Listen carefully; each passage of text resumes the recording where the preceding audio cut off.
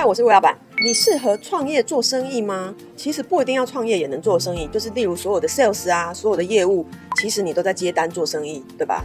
或直销啊，或者卖保险啊，或者任何自己大家的小副业，你都是在做生意哦。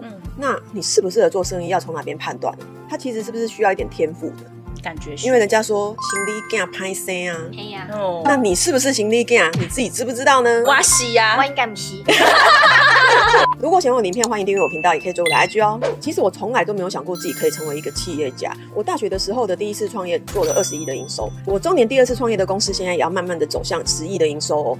这是我小时候从来没想过的，因为我没有想过我是行李囝。小时候真的没有想到自己会赚这么多钱。你不知道你是可以经营一家公司的，然后人家都说行李囝歹生嘛。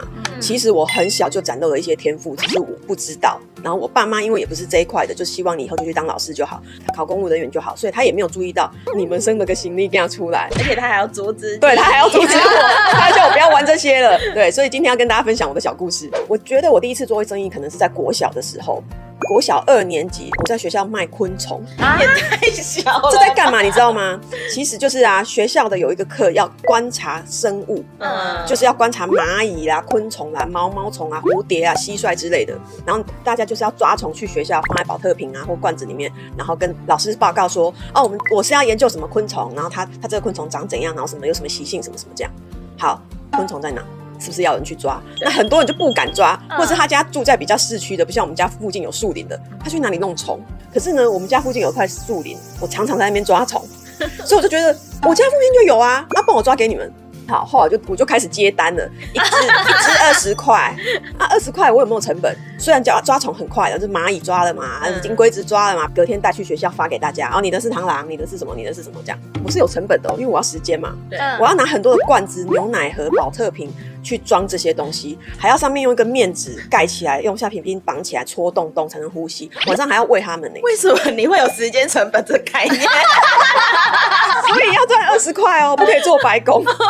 对，所以我那时候就20块可以买一杯牛奶之类的，已经有时薪的概念了，已经有不能做白工的概念。然后那一次只是好玩而已，就觉得好就有收到一些钱，然后对我是很轻松的事情，然后也帮到大家，因为真的太多人不敢抓虫了。那他真的也不知道去哪里抓虫，你解决了班上的需求，你注意到了市场的需求，并满足了他，赚到了钱，这样懂吗？可是你付出了成本跟风险，风险是什么？你要多抓几只，有些会死掉。所以你如果有接了20单，你要抓25只，你不可以真的只有抓20只带去，然后你给人家死掉的。哇，对吧？这个也考虑进去，我还想到，就是比较细节啦。当时只是觉得帮助到同学，然后又好玩，又可以赚一点点零用钱，没有想到这就是做生意了。那我现在再回想，就会觉得，其实你已经在做生意了。对啊。然后如果是老师，应该要发现说，这个人是行李囝，大家跟你做这个生意，大家都很开心，全班闹哄哄的，超开心的。然后我们做完观察还是什么，再一起去放生，放到学校的操场什么，这个生意做得很愉快，你知道吗？对，所以这是我第一次做生意的经验，但我当时没有觉得我以后会变企业家哦。小学5、6年级的时候，我成为班上的邮购大王，就是那时候都会有一些型录会寄来，然后你只要圈起来写那些型号，然后就付钱给那个厂商，你们就可以买到那些什么小卡啊、护贝卡啊、铅笔盒啊。可是要有人作为一个团购组嘛，要有人负责发给大家登记，然后帮大家写表格，然后去付钱收款，然后拿到货还要分谁是谁的，什么订单是谁买的包好给人家，然后把钱都算清楚，找钱什么干嘛。我那时候就觉得这件事情好好玩哦，而且如果团购到一定的这个数字，可以打9折，那9折赚的钱我就可以买我自己喜欢的东西。对，因为如果你揪了500块打9折，是不是5×9=45就有个50块的扣打？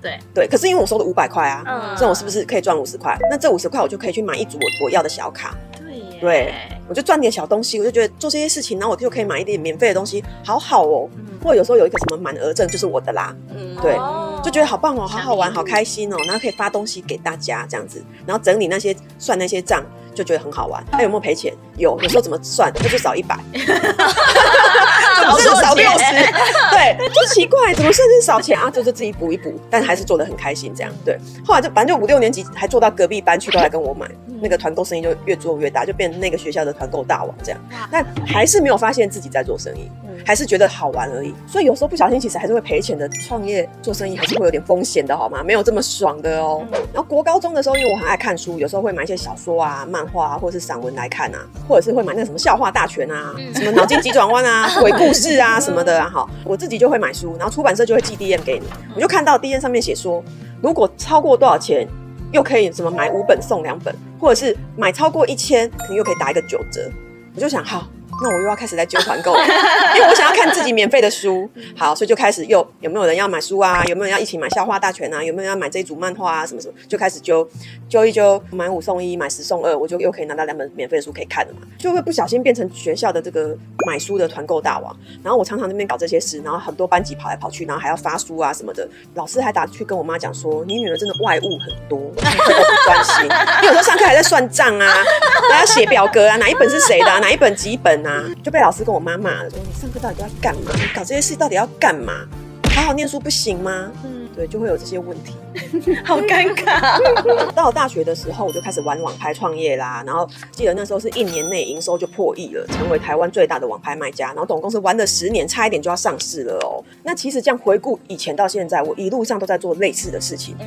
怎么会没有注意到自己可以做生意？因为其实父母没有了解到，然后自己也没有了解到，所以没有这个概念说哦，其实我是可以往这边走的。所以大家其实可以观察自己，你有没有从小到大，或是就算是现在，你做的很擅长，然后很开心、很快乐的事情，有可能那就是你的天赋。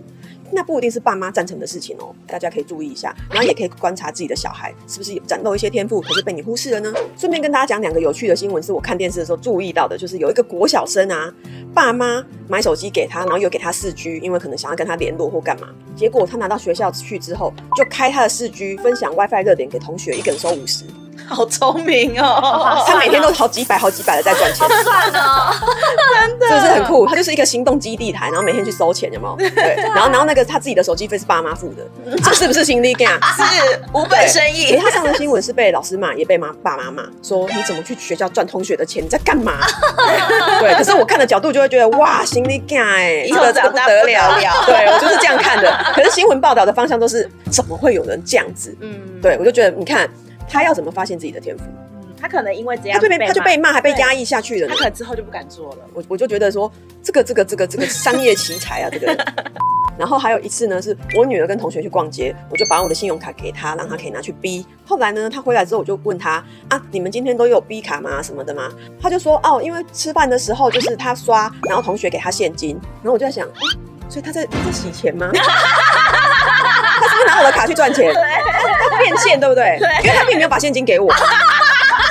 我如果不问，他也不会跟我讲但是莫名多了2000，是不是？然后我就突然想说，他该不会也是一个心理？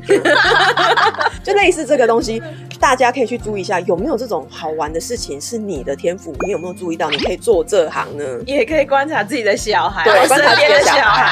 这种会变现的能力，可以取得别人信任的能力，可以莫名其妙赚到钱的能力，就表示啊，你可能比较适合创业做生意啊，或者是往要做业绩的那种部门走啊，行销部门啊，或者是就是可以去当 sales 嘛，你可能就是 top sales 哦，只是你自己不知道哦，你搞不好现在走错行了，注意一下。如果喜欢我的影片，欢迎订阅我频道，也可以追我的 IG 哦。